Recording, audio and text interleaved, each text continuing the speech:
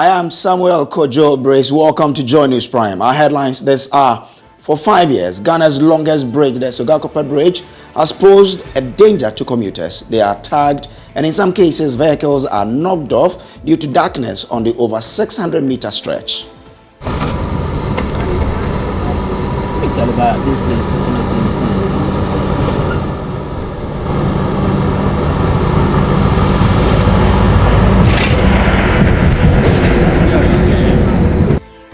We'll hear from residents who are worried about the situation. It's very important to be here because it is very dangerous to be walking in the dark on the river. We are appealing to the main authorities, especially Ghana Highway Authority, to come to our aid. To fix the light, especially the light. Parliament on the verge of financial collapse as Minority Chief Whip reviews delays in payment of MP salaries, a struggle to pay suppliers, and inability to print handsets, which have been left unprinted for months. If I ever become a speaker, Evans, one thing you can guarantee, I will run this house like the Commons. You don't have money, but you can pay salaries. I won't open Parliament. Also, Education Minister hauled before Parliament's Education Committee to answer questions over his involvement in the alleged $1.2 million World Bank-funded digital literacy training for some 40,000 teachers. The minister's response to the allegations made by the World Bank has not convinced us as members of the committee. With the chairman, we are summoning him before the Committee on Education on Tuesday at 10 a.m. to respond to a number of questions that we'll be asking him. Now, Joy News investigations have revealed that the longest bridge in Ghana, the Lower Volta Bridge, has been without street light for the past 5 years. The 650-meter long bridge on the N1 highway was tagged last year as a security zone by the Volta Regional Security Council after a secessionist group threatened to attack the bridge. However, Joy News is learning that even with the deployment of military men to the area, the bridge has been without street light, raising concerns of public safety. Last year, Joy News' Maxwell Agbagba captured this. It's about 11 p.m. here on the Sogakope Bridge. It is pitch dark, and this has been the state of the bridge for many years now. The street lights here are just for perhaps purposes of aesthetics. For a lot of motorists, it poses a danger to them because of visibility issues. For a lot of the residents also, it becomes dangerous for them to cross this bridge around this time. Maxwell Lukuto is a resident of Sogakope. The issue that occurred and then resulted in death of the young man in Tefle.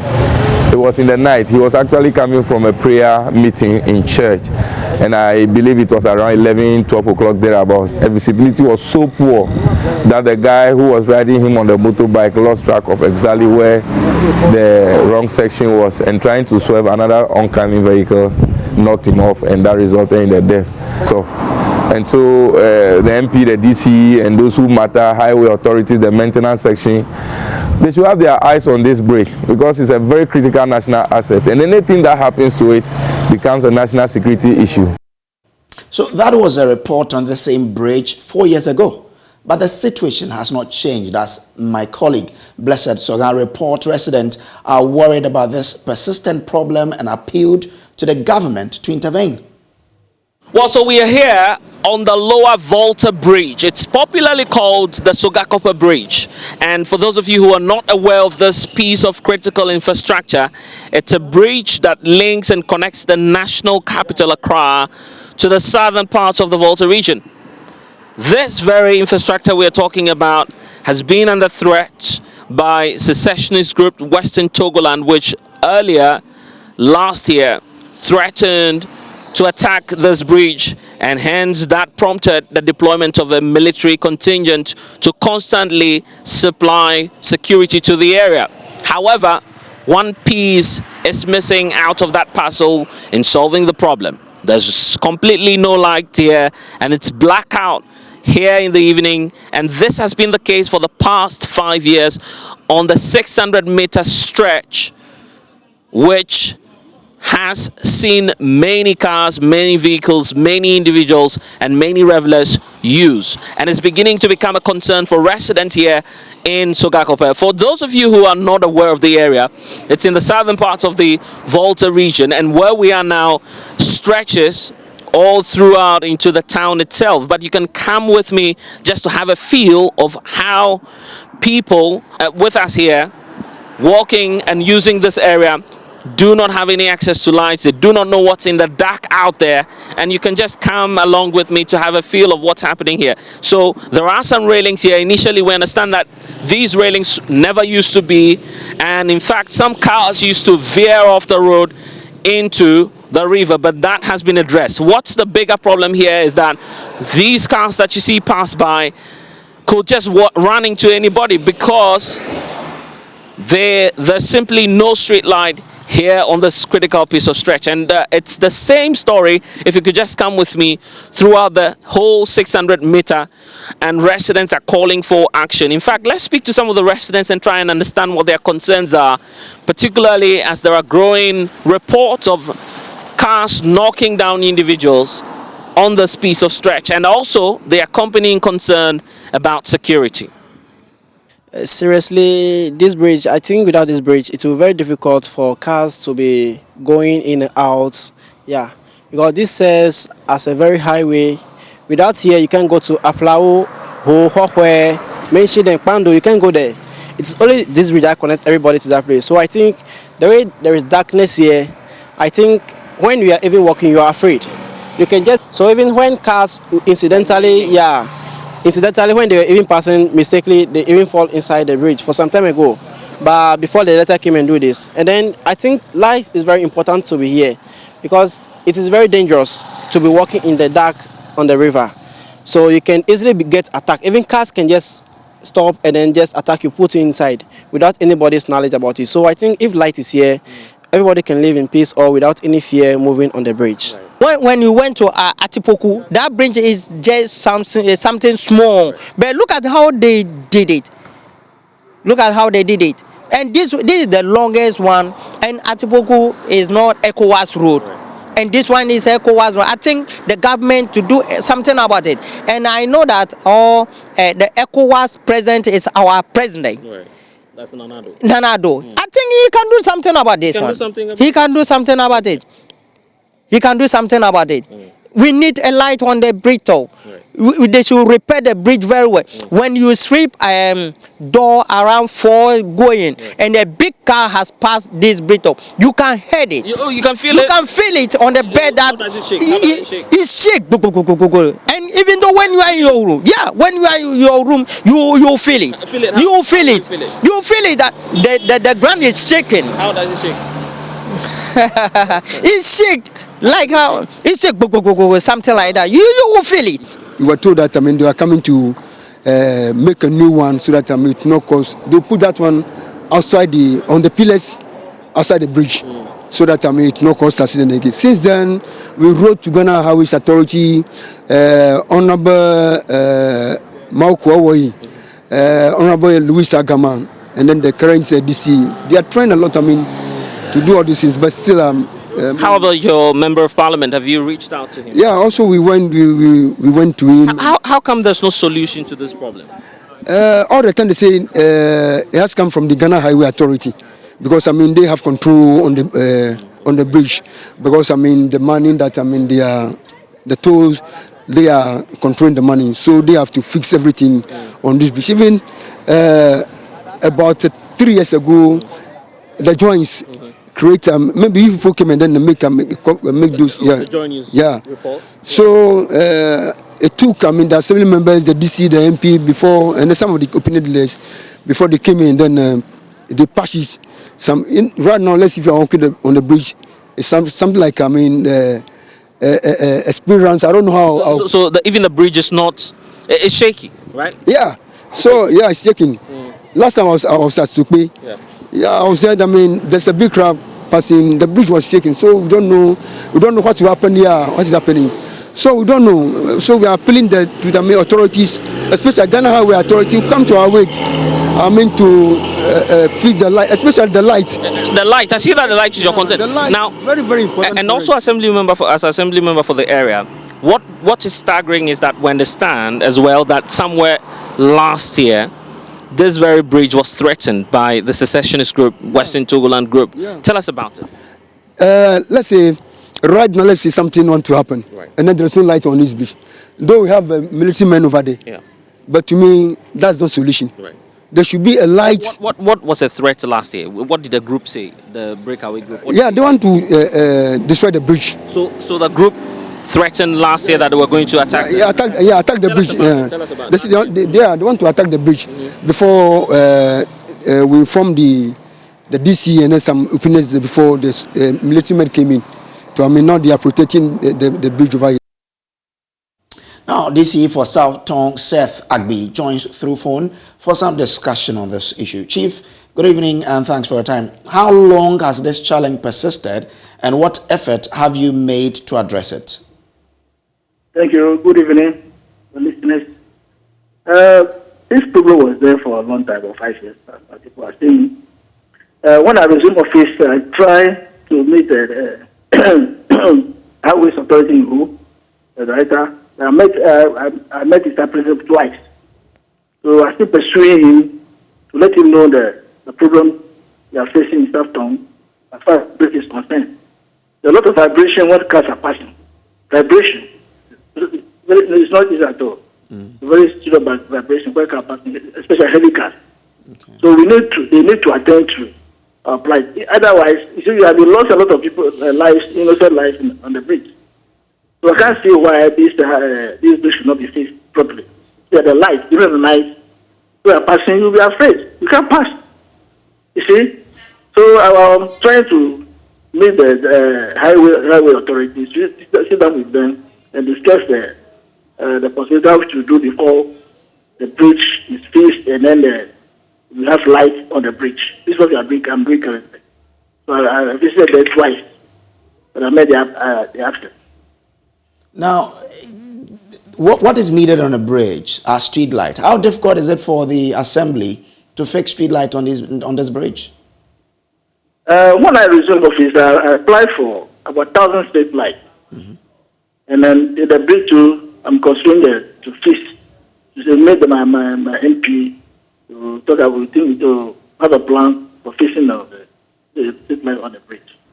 That's what we are doing. Even this afternoon, we discussed on phone how to fix this problem. Now, have you channeled these concerns to the regional minister and other agencies? You mentioned the highway, but what about the regional minister? Yeah, I mentioned about twice on it. He directed me to the what do you call Peter Road, and then to meet them before maybe after. How worried are you that given the fragile nature of the security in your area, street lights would be needed? Very scary. Very scary. As a DC, it's my duty to make sure innocent life that is lost on the bridge to stop. And then there should be light on the bridge. It's my responsibility. And I'm going to work towards it to make sure we find a solution to this problem.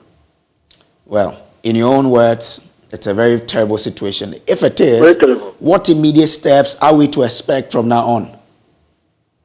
Well, as a leader, you have to make sure your people are comfortable. So, as I told you, I'll pursue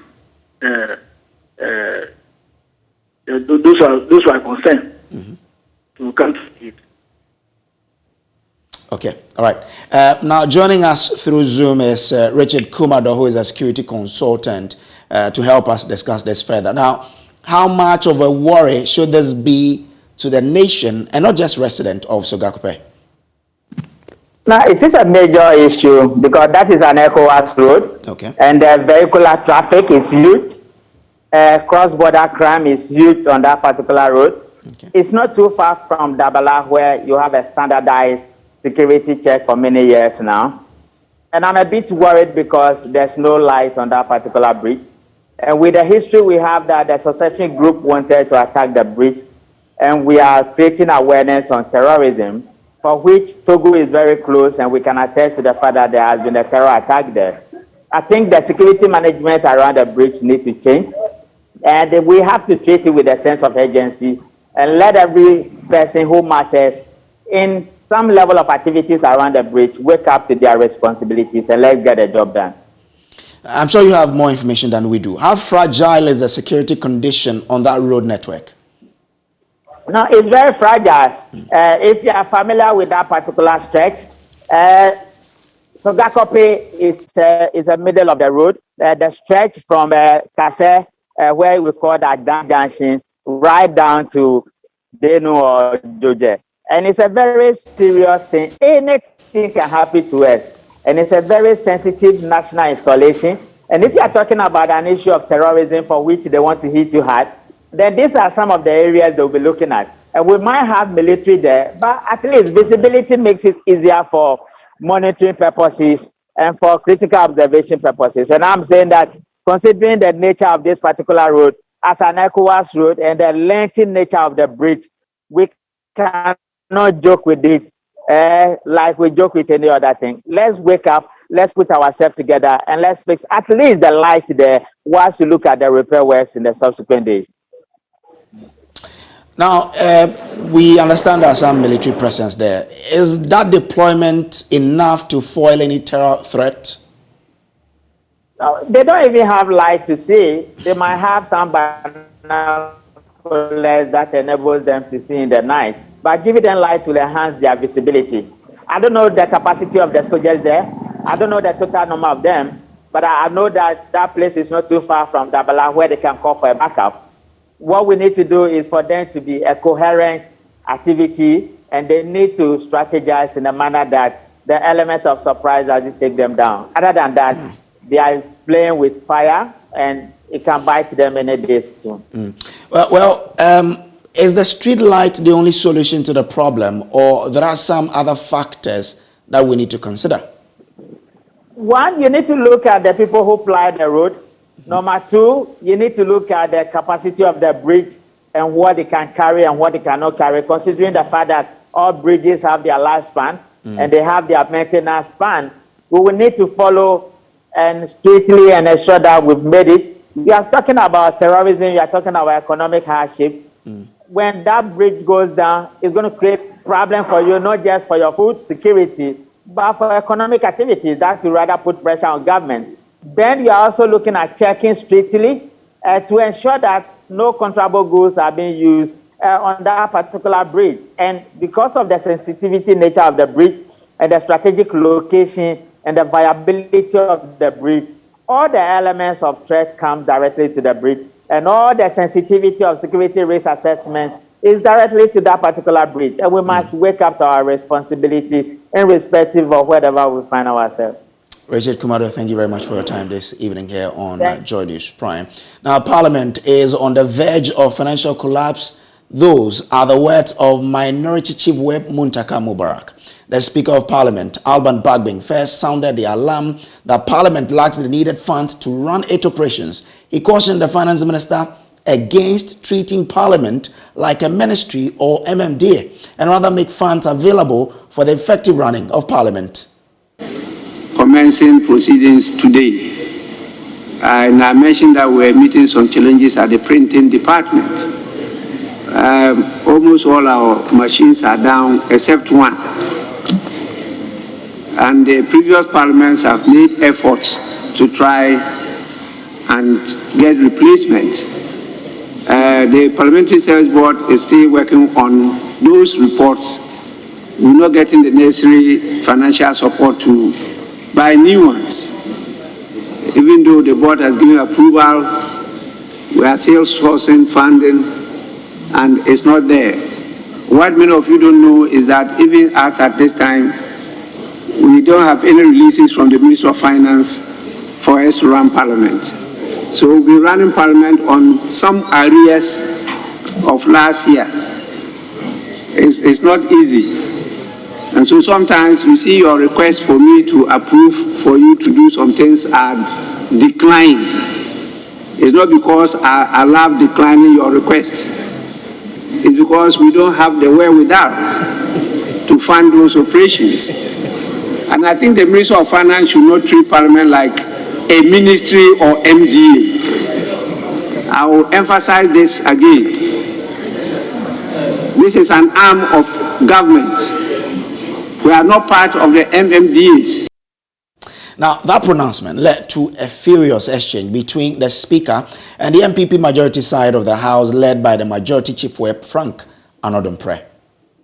And Speaker, you know, on any day, I will do your bidding in things like this, that will go to solidify speaking to the welfare of Parliament as an arm of government. But Speaker, we also need to concede. Colleagues, would you listen to me? Maybe you should listen to me in silence.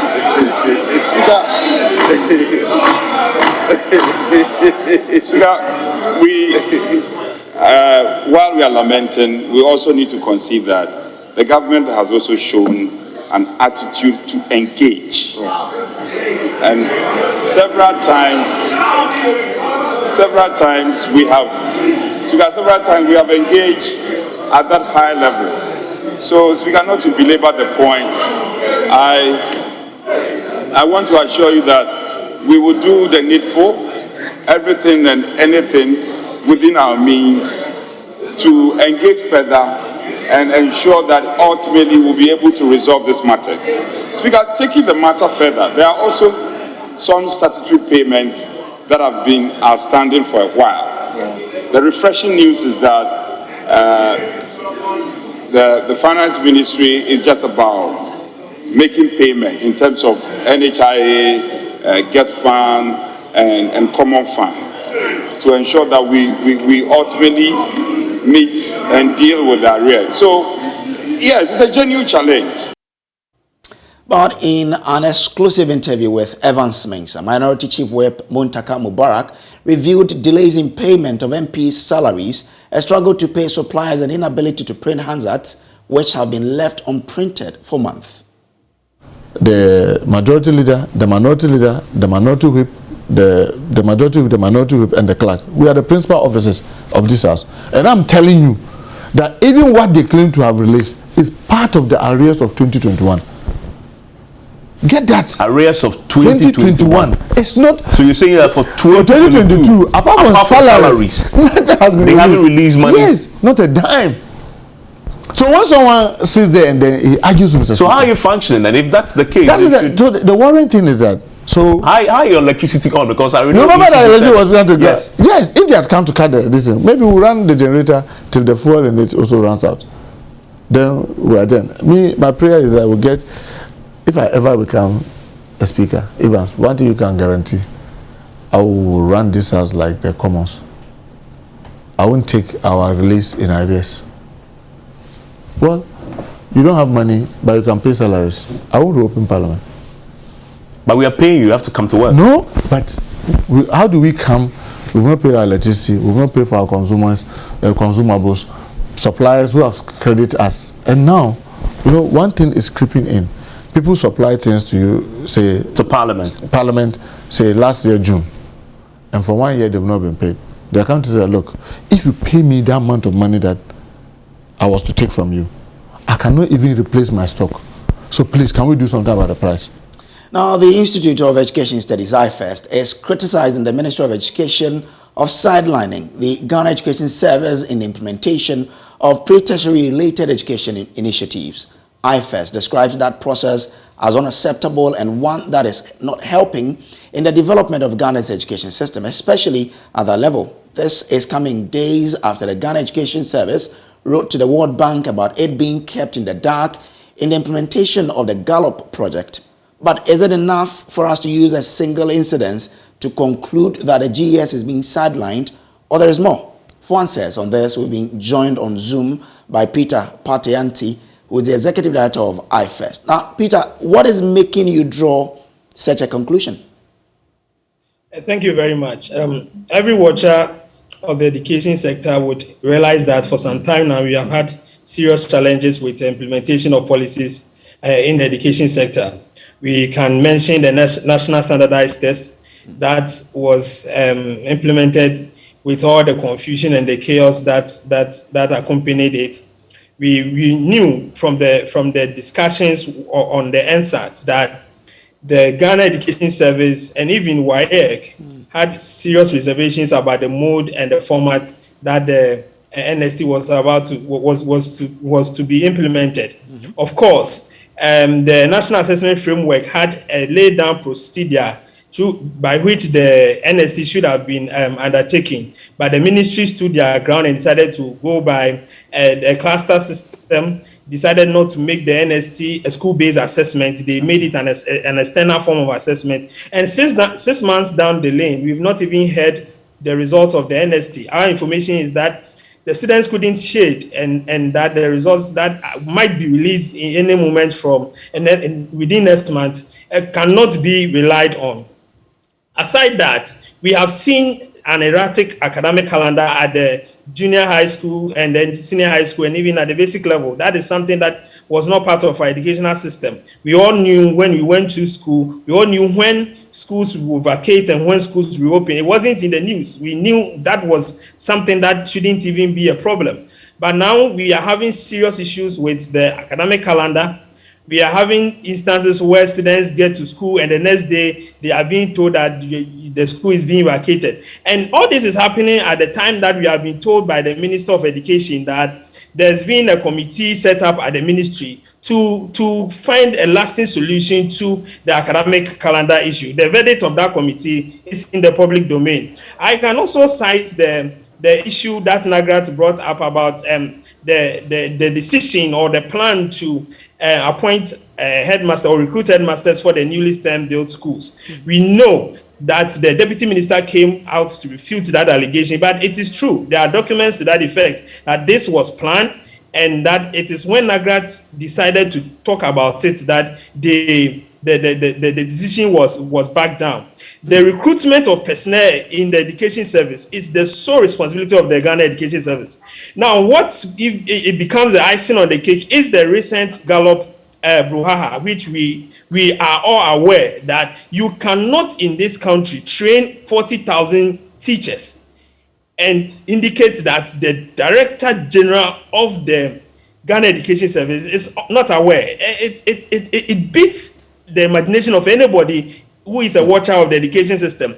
And these are the trends. I can cite the school placement system, which has serious challenges, and I'm told that CID and other investigative agencies are working with that. These are trends that we in the institute have realized, and we've seen that in all these instances, there seems to be a conscious or an unconscious attempt to implement these policies at the blind side of the Ghana Education Service. And that is why we are having the implementation challenges, because the mandate of the Ghana Education Service is to implement policies and programs that have been brought up at the pre-tertiary level. So if you are doing this implementation without recourse to them, then definitely you will face challenges.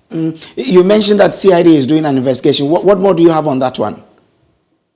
The CID, I think the Deputy Director General wrote to the CID to investigate the alleged issues of corruption that has grappled the school placement system, and I'm told that they are working on it. I think when they bring out their report, we will see what is really happening. Now, but what likely impact will there be when projects are implemented directly by the ministry? Now, you note that these are investments. And let me state that in February, the World Bank wrote to the Ministry of Education and they complained bitterly about the slow pace of implementation of the Gallup project. You know that the Gallup project was supposed to transform selected basic schools that were low performing in terms of their outcome. Now, because this particular project have also been taken over by the Ghana Ministry of Education, the World Bank is complaining about the slow pace of the implementation of the project. And I want to state that what is happening means that we are not going to get the required output that we need to get, or returns that we need to get anytime we do investment in education. And that is very serious for the country, especially the president, who is making a lot of investment in education. This investment needs to yield the needed returns. If we are having implementation challenges, and the challenges are because the mandated institution that needs to do these kinds of implementation are not given the space to operate, then we need to set up and call people to order before we just throw money out there and we will not get the needed returns in the investment we are making in the education sector. What would be your proposal for us to overcome this challenge we're facing? So we make 30 seconds for me. Yeah, we make 3 recommendations. The first thing is that, of course, everything starts and stops with the Minister of Education. We want the Minister of Education to show leadership. We want him to stand up and look at the situation and whatever he needs to do to make sure that whatever challenges that are happening within the sector, he will be able to handle it. We want the Council of the Ghana Education Service to also stand up and be counted. We need them to understand their mandate and ensure that the work of the Ghana Education Service is not compromised. And finally, we wish that the President, because of his investment in the education sector, he needs to step in this direction. All right, thank you. Now, let's still stay in the education sector because the Education Minister, Dr. Yao Seye-Duchum, and officials of the Ghana Education Service have been summoned to appear before the Education Committee this week to answer questions over the ministry's involvement in the alleged $1.2 million phantom training of some over 40,000 teachers. The minister at a press conference denied any wrongdoing on his part, but the committee is not convinced with the minister's denial. Ranking member on the Education Committee of Parliament has been speaking to Joy News. Yeah, the minister's response to the allegations made by the World Bank has not convinced us as members of the committee, because we've discovered that if the money, that the 1.2, was sitting in the accounts at the ministry, why did he fail to respond to the letter written to him 4 months ago, only to tell us in the press conference that released that he had the money there? They are written to even congratulate him on what he had done. We are not convinced. So with the chairman, we are summoning him before the Committee on Education on Tuesday at 10 a.m. to respond to a number of questions that we'll be asking him. What is the committee seeking to achieve with this meeting? This is very, very scandalous, because if a World Bank should come out with this report, it's going to affect other projects as far as education is concerned. The World Bank may not trust the Ministry of Education again to deliver on a number of projects.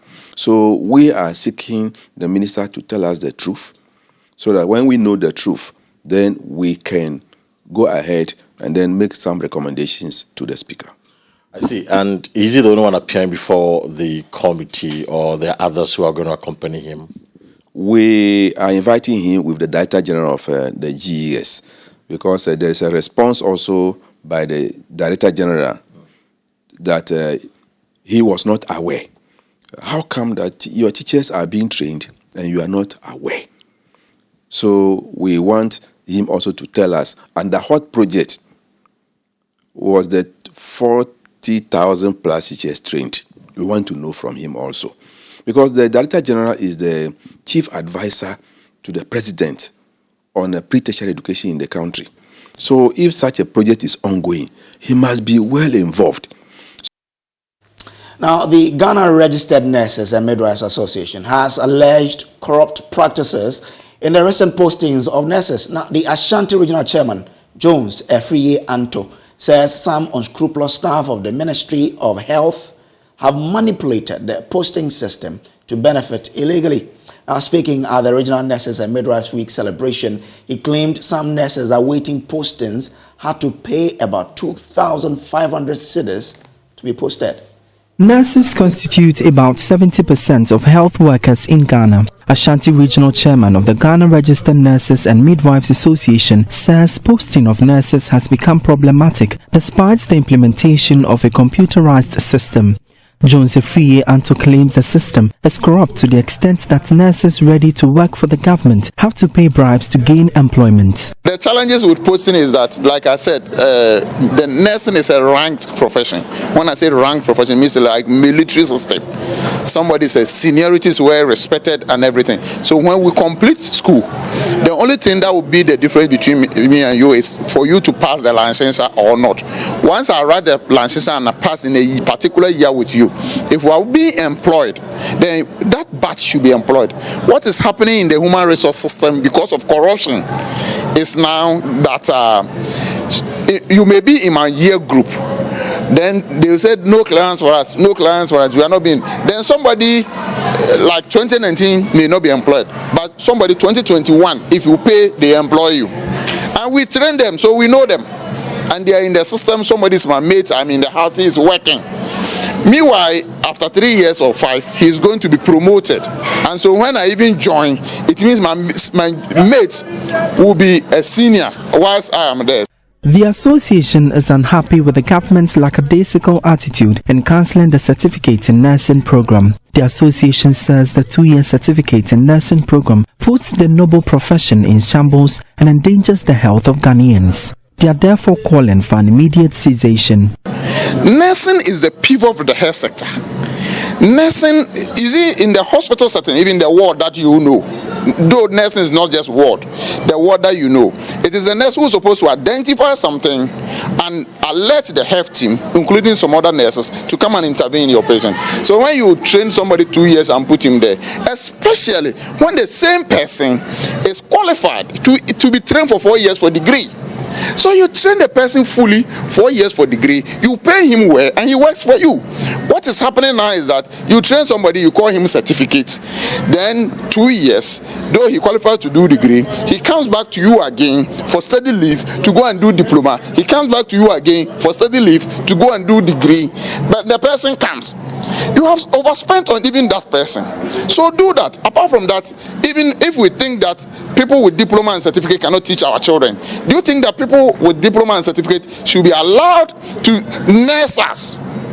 The acting president of the Offensive Traditional Council, Nana Kweku Dua II, admonished the nurses to be duty conscious to execute their mandate. He admonished them to uphold the integrity of the profession. At the workplace or the bedside, we find some of the nurses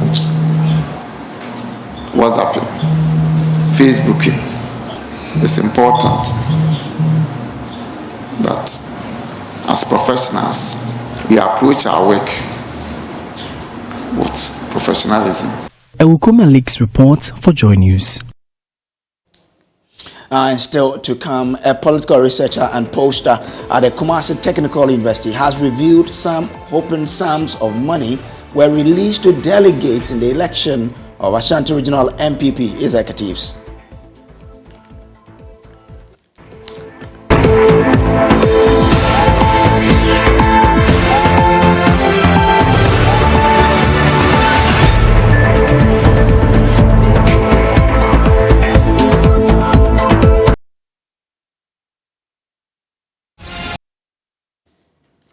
Now, welcome back from that break. A political researcher and poster at the Kumasi Technical University has revealed some hoping sums of money were released to delegate in the election of Ashanti Regional MPP executives. Dr. Smart Sapon says findings from his research provided that these monies were to compensate the losses the delegates had incurred during the constituency elections. He spoke on Love FM to review the outcome of regional executive elections of the MPP in the Ashanti region. Know that during such elections, monies play a role. Yes. How would you describe this election that took place on Saturday? The monetary aspect of things. Would you say how big a factor was it? They all paid.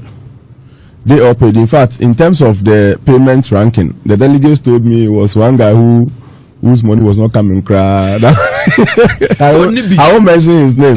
But already I said the 1,000. The whole constituency, 1,000. I challenge 50-50. And because this time around, they didn't give the money to individuals. They gave the money to the constituency. This time, the difference is that no candidate gave money to individuals. And I think that is a very good. Even though they still spent, it is better than those days when they were giving it to individuals. Yeah. So now they all, when they visit a constituency, they make sure all the 17 delegates are there. When they are going, then they leave them like 5,000 or 10,000. Then they share. So every contestant would go and would drop money. Yeah. Are we looking for people who have the competence, or we're looking for the person or persons who have the money? This time, my understanding was that they were helping them defray cost that they too incurred. You know, they too had just come from elections and they had also spent a lot in securing their various constituency positions. So it was more of supporting them in what they have lost. Now, the chairman of the Volta Regional MPP Elections Committee, Kojo has entreated the rank and file of the party to commit to rebuilding the party. He urged the contending factions to bury their differences and work together for the common good of the MPP in the Volta region. He made these remarks at a press conference on Monday in Ho. The runoff to the just-ended NPP regional elections saw a split in the party in the Volta region, right from the vetting process to the election day. On the D-Day, there was an undue delay, which the chairman of the Volta Regional NPP Elections Committee, Kojo, blamed on the late arrival of delegates and issues surrounding the register. He detailed that the list of names of the Council of Elders, patrons and founding members were not part of the compiled register, whereas that of TESCON executives was alien to the regional youth wing of the party.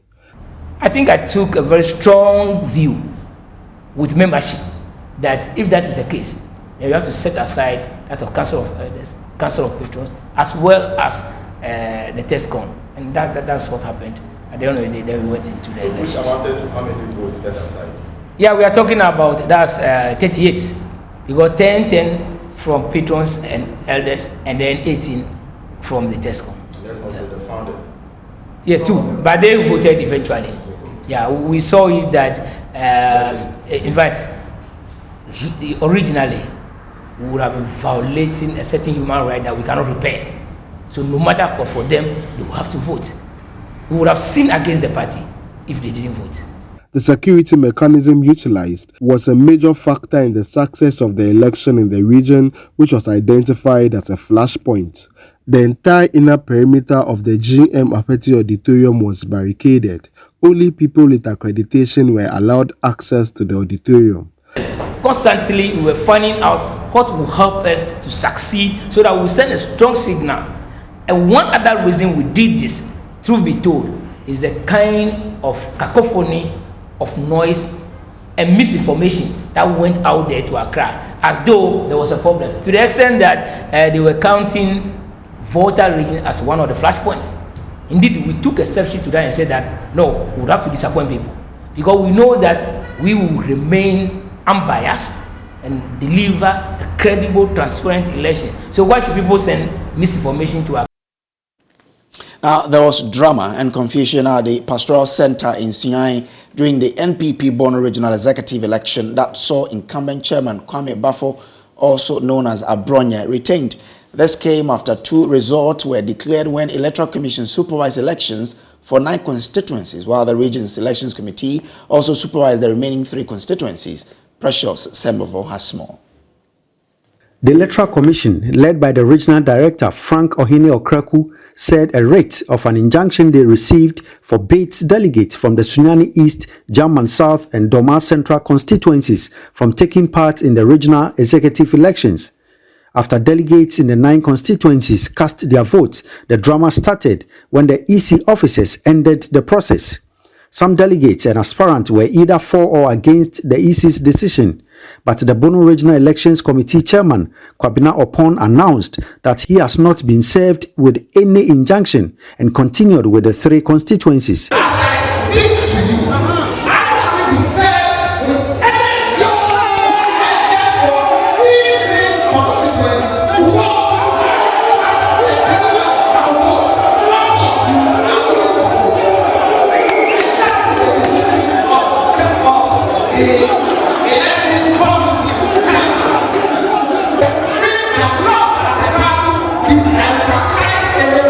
That paved the way for delegates from the 3 constituencies to cast their votes, but not without more drama. While at 8, the EC was also counting the outcome of the election they supervised, amidst pushing and shoving a few steps apart.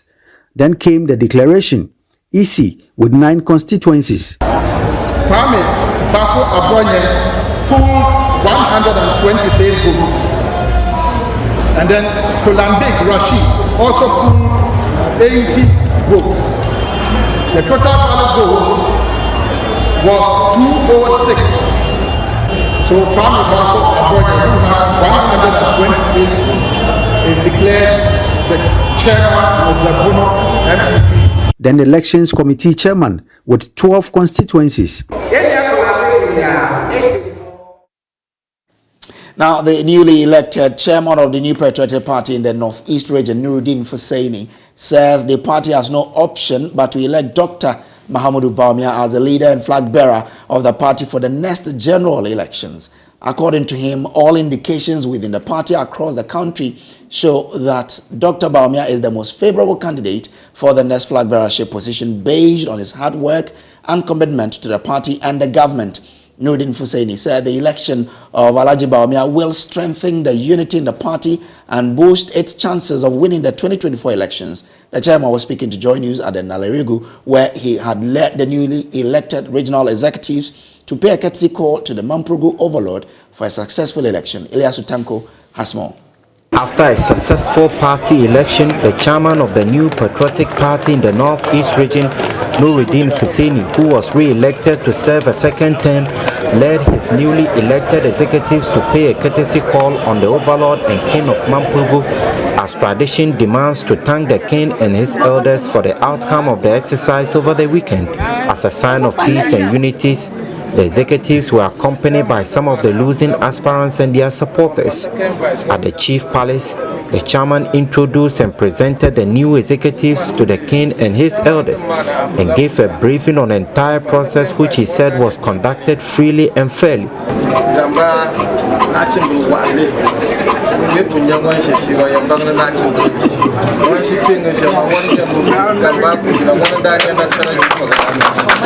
The overlord expressed his excitement with the way and manner the party leadership and supporters conducted themselves throughout this process and congratulated them for a successful election exercise. He said to the chairman that his re-election showed the party supporters were satisfied with his performance and encouraged him to do more to achieve the agenda of his party. The overlord, however, reminded the chairman of the task ahead of him to ensure the unity and progress of the party. The new executives were accompanied by several youth groups and ordinary supporters of the party. We ladies, we are more than the men, so we make sure that we mobilize the women to come out and support the chairman and the executives in the region to help the Bawumia to break the 8. The newly elected women organizer Humu Sanda also spoke to Joy News. Our mission is even to break the 8. So that's how we wrap up today's edition of the Joy News Prime. But remember to join PM Express at 9 for the conversation on Parliament on a verge of financial collapse as Minority Chief Muntaka Mubarak reviews delays in payment of MP salaries, a struggle to pay suppliers, and inability to print handouts which have been left unprinted for months.